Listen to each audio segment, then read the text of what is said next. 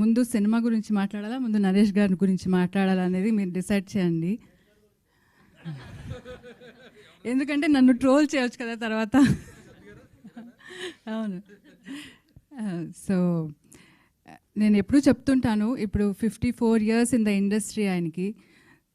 అలాంటి ఒక ఆర్టిస్ట్తో నా జీవితం గడపడం అనేది I think it's God's blessing and all the elders blessings అనుకుంటాను నేను.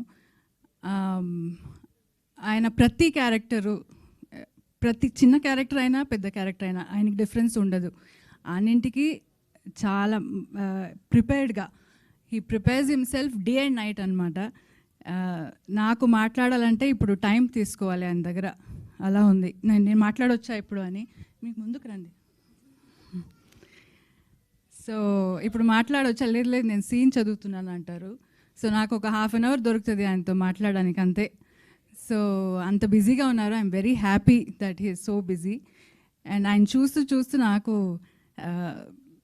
ఏమంటారు, లైక్ అంటే ఇంత పెద్ద నటుడితో ఐఎమ్ లివింగ్ అని I feel very good and blessed.